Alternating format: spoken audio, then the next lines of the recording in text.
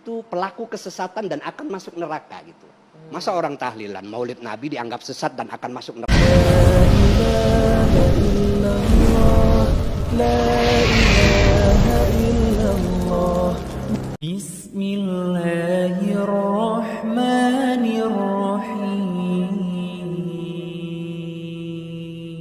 Assalamualaikum warahmatullahi wabarakatuh. Kaum muslimin dan muslimat yang dirahmati Allah Subhanahu wa taala. Terkait pembubaran kajian pengajian Ustadz Rija Basalamah banyak diperbincangkannya, bahkan menjadi viral di medsos, di televisi swasta. Banyak ini kontroversinya. Sebagian yang mendukung, ada sebagian yang tidak mendukung, pro dan kontra. Bahkan salah satu Kiai Haji Taufik Damas, Ketua Khatib PWNU DKI Jakarta, menanggapinya, siapakah sosok sebenarnya Ustadz Rija Basalamah ini. Beliau akan menerangkan, beliau akan menjelaskan sosok seorang Ustadz Rija Basalamah dan terkait tentang ceramah-ceramah yang disampaikannya. Orang seperti Syafiq Basalamah ini bukan HTI, bukan HTI. Dia hanya Salafi Hijazi yang prinsip dasarnya itu adalah purifikasi ibadah dan akidah. Silahkan. Nah, kalau prinsip dasarnya itu di mana letak salahnya, Pak Kiai? Letak kesalahannya itu pakai kacamata kuda. Oke. Ya. Dia menyampaikan pendapatnya tanpa mengutip pendapat lain yang berbeda. Gitu loh. Bahwa umpamanya tahlil itu bid'ah, maulid Nabi itu bid'ah, pelakunya ahli bid'ah, sesat masuk neraka. Hanya sebatas itu dia menyampaikan. Tentu masyarakat Indonesia, muslim tradisionalis ini, kalau mendengarkan hal-hal semacam itu, ya sebagian mungkin marah. Gitu, sebagian mungkin marah. Padahal sebetulnya pendapat kami tahlil itu bid'ah umpamanya, maulid Nabi itu bid'ah. Tapi kami tidak menafikan bahwa ada ulama lain yang memperbolehkan, gitu loh. Sehingga orang yang melakukan tahlil, yang melakukan maulid Nabi ya tidak disalah-salahkan, karena memang ada landasannya. Pakai usul fikih, kalau nggak pakai usul fikih nggak ketemu itu, gitu loh.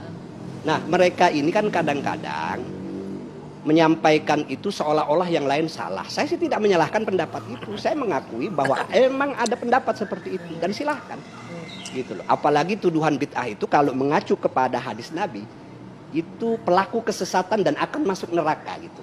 Masa orang tahlilan maulid Nabi dianggap sesat dan akan masuk neraka? Padahal dari ujung timur sampai ujung barat muslim di Indonesia sebagian besar melakukan itu. Yang Pak Kiai sampaikan tadi itu sudah pernah terjadi, ada ucapan seperti itu ya? Ya banyak kajian-kajian kelompok Salafi Wahabi memang seperti itu. Makanya saya kategorikan kelompok Salafi Wahabi ini ada 3. Yang pertama Salafi Hijazi, prinsipnya purifikasi akidah dan ibadah. Syafiq Basalamah ada di situ. Kemudian ada Salafi Haroki, ini purifikasi ibadah, akidah dan politik. Agak sedikit ikhwani ini. Mereka bikin partai, ikut di parlemen, ikut kontestasi dalam pilpres.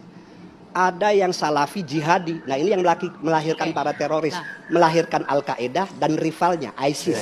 Tadi kan Anda bilang Ustadz Syafiq ada di salah satu Salafi Hijazi tadi itu ya. Itu hanya persepsi atau memang sampai saat ini seperti itu yang Anda dengarkan kajian-kajian Saya baca soal latar belakangnya Ustadz Syafiq Rija Basalamah ini. Dan bagi saya sebetulnya tidak ada masalah yang begitu itu.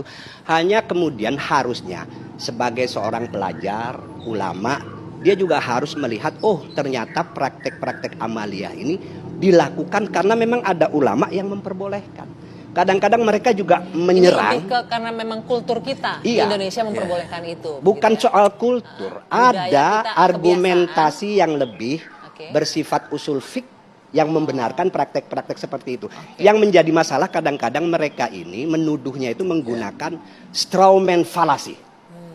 Jadi menganggap orang Indonesia yang melakukan tahlil maulid Nabi mewajibkan atau menyunahkan. Padahal tidak ada yang mewajibkan dan tidak ada yang menyunahkan. Itu masuk dalam kategori adab. Adab itu dalam usul fikih kerangkanya adalah hukumnya mubah. Ada boleh, enggak juga enggak apa-apa. Maka kalau di tengah masyarakat ada keluarga yang begitu keluarganya meninggal dunia, kok tidak ada tahlilan? Toleran kita, tidak ada yang memaksa harus tahlilan, nggak ada. Ada tahlilan juga tidak apa-apa. Ada tahlilan juga nggak tahlilan juga apa-apa. ya. Cuma tahlilan itu kan isinya kebaikan. Orang kita ngobrol, ketemu, bareng-bareng, ngopi, boleh kok. Apalagi orang tahlilan yang dibaca itu kalimat thayyibah Oke, semua. baik. Begitu baik, loh. Kok di bid'ah-bid'ahkan?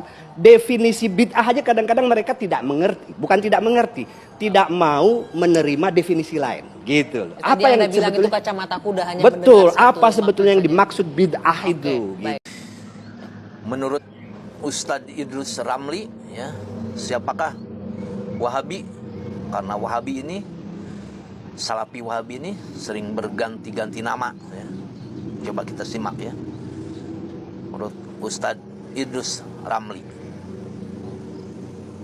Akhir-akhir ini Wahabi Berganti-ganti. karena pencitraan pakai nama Salafi gagal, sebagian berganti nama lagi. Pakai nama apa? Pakai nama Ahlul Hadis wal Athar. Karenanya nama-nama mereka, ustadz-ustadznya diganti semua. Ada nama abunya, di belakang ada al. Ada Abu Qatadah al-Athari. Entah Abu siapa, pokoknya abu-abu semuanya. Ya pokoknya akulah. Dan mereka ini kalau bikin masjid dikasih nama Masjid Abu Bakar, Ya, ya. Masjid Umar bin Khattab, Masjid Abu Ubaidah, betul. Masjid Abu Darda, betul. Ya aku. Tapi isinya ya bukan abu-abu yang dulu para sahabat ajarannya. Karena ajarannya ini ya sesuai dengan akidah mereka. Tauhid rububiyah yang mensyirikkan orang itu ada kemiripan dengan tauhidnya Abu Jahal dan Abu Lahab. Sudah mendengarkannya dari Kiai Haji Taufik Damas bahwa memang ya, golongan Salafi Wahabi ini sering ya mengungkapkan ya, bid'ah, dolalah, ya, binar. Ini yang seharusnya ya, tidak merasa dirinya paling benar. Ustadz Syafiq pun, Ustadz Syafiq sendiri pernah ya berkata, kalau itu tidak menyimpang dari ajaran Islam, kita ini bersaudara. Jangan dijadikan perpecahan. Ini yang kata-kata ini bisa kita simpan ya. Ustadz Syafiq pernah bilang seperti itu. Namun ini entah ya golongannya yang lain ya. Semoga ini menjadikan kita selalu menjadikan kita saudara, seiman, seagama, tidak berpecah belah. Assalamualaikum warahmatullahi wabarakatuh.